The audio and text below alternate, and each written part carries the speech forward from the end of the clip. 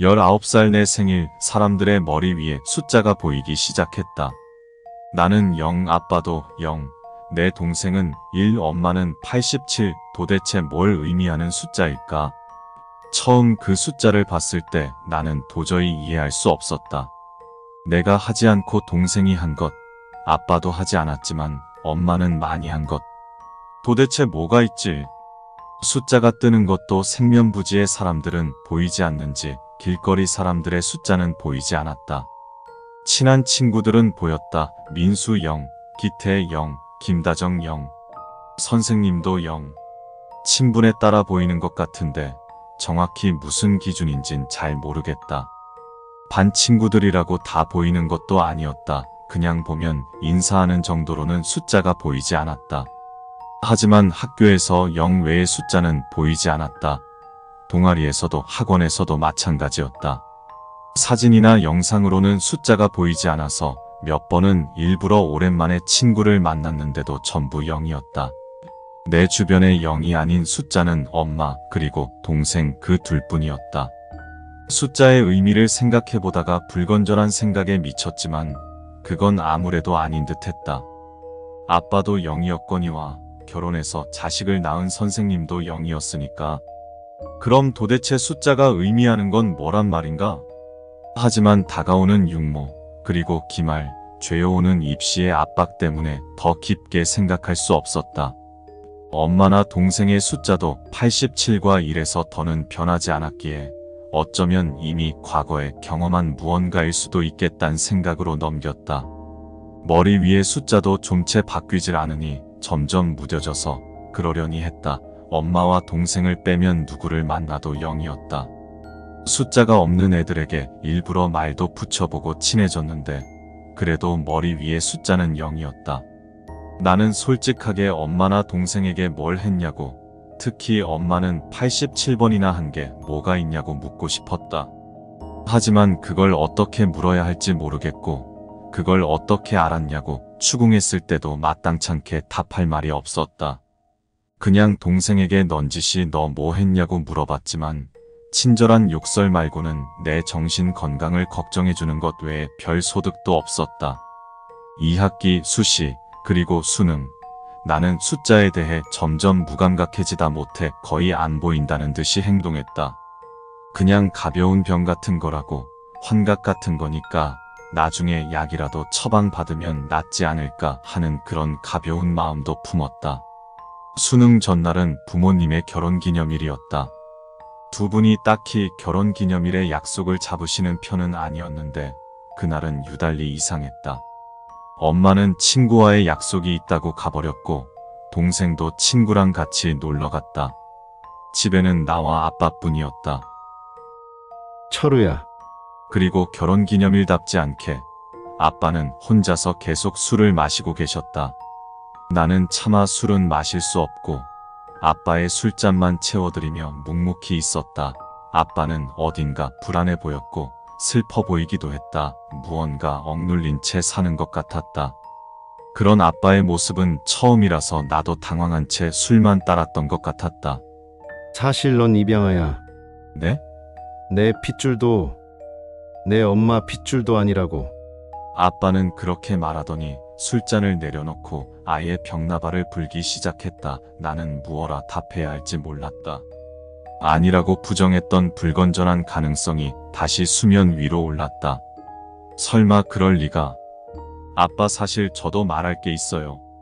지금이라면, 아니, 지금이라도 늦지 않았으니 말해야겠다는 생각이 들었다. 아빠는 벽나발을 불다 말고 나를 쳐다봤다. 초점 없던 눈빛에 나는 굴하지 않고 입을 열었다.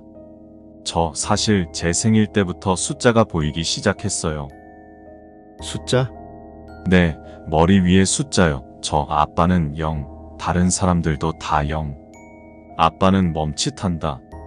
내가 고의로 누락한 두 사람을 곧바로 직감했기 때문일까? 나는 아빠가 재촉하기 전에 말했다. 동생이 1, 엄마가 87이었어요. 이런 쌍놈의 새끼가! 아빠는 그대로 손을 들어 내 뺨을 후려쳤다.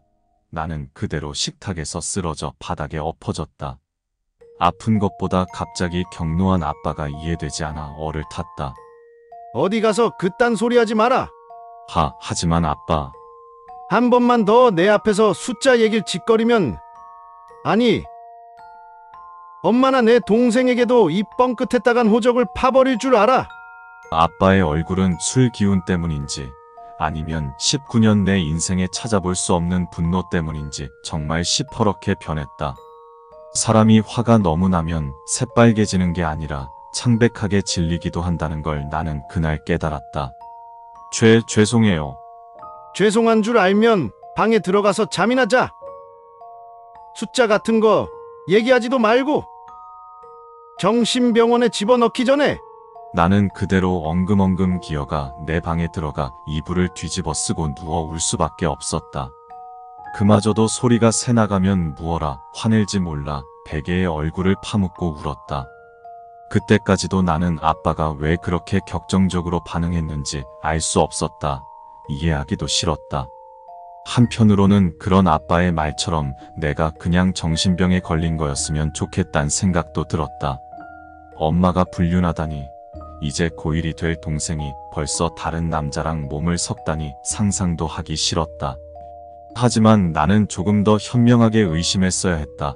왜 아빠가 결혼기념일에 혼자 술을 마셨던 건지. 나는 조금 더 명확하게 기억했어야 했다. 결혼기념일에 혼자 술을 마신 게 그날 한 번이 아니란 걸. 그 모든 의문을 해결할 단초가 된 건 바로 그 다음 날이었다. 퉁퉁 부은 얼굴로 일어나 세수하고 아침을 먹으려고 식탁에 앉았다. 그리고 자연스럽게 아침을 차려주는 엄마를 봤다. 88. 숫자가 바뀌었다. 나는 하마터면 숟가락을 떨어뜨릴 뻔했다.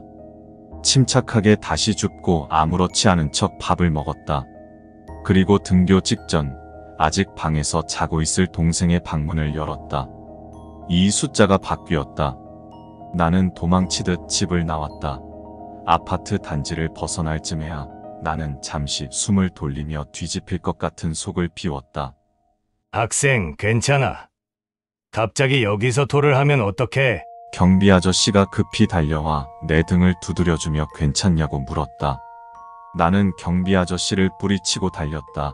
너무 역겨웠다. 짜증도 나고 화도 났다. 창작물에서나 볼 법한 일이 현실로 일어나니 머릿속이 너무 혼란스러웠다. 그렇게 수능이 끝났다. 잘 본 건지 모르겠다. 어젠 아빠한테 뺨을 맞았고 울면서 잠들었다. 내가 OMR 마킹을 했는지조차 기억이 없었다. 그보다 집에 돌아가면 엄마를 다시 봐야 한다. 아니, 그건 친구들이랑 PC방에 가면 된다. 하지만 언제까지 무시할 순 없다. 친구 집에서 자는 것도 하루 이틀이고 가출은 극단적이다. 아예 정면 돌파할까? 결혼기념일에 어딜 가서 뭘 했냐고. 엄마에게 묻는 건 좀 그러니까 동생을 추궁할까? 엄마와 동생의 숫자가 늘었다. 다른 모든 사람이 0이었던 숫자가 다른 두 사람이 그날을 기점으로 숫자가 늘었다면 서로 다른 행동이 원인이라고 생각하기 어렵다. 둘이 말만 다른 약속이고 함께 행동했든 혹은 각자 행동했든 그 행위 자체는 똑같을 것이었다. 그래, 동생을 추궁하자. 곧 엄마 생일이니까 그걸 핑계로 바깥에 불러내는 거다. 조금 싸우더라도 만회할 수 있다. 그런데 끝까지 대답하지 않으면 머리 위에 숫자가 보인다고 말해야 할까? 아빠는 엄마나 동생에게 말하면 호적을 파버린다고 말했다. 생각해보니 조금 이상하다. 허울뿐인 가정의 평화를 지키려고 그런 말을 한 걸까? 다른 것도 아니고 숫자가 보인다고 말하는 것만으로? 잠깐 다른 생각도 들었다. 아빠도 숫자가 보인다면? 에이 설마. 나는 금세 고개를 내저었다. 그런 거라면 내가 보인다고 얘기했을 때 자기도 그렇다고 답했겠지. 아닌가? 아니, 이건 너무 허무맹랑한 가정이다.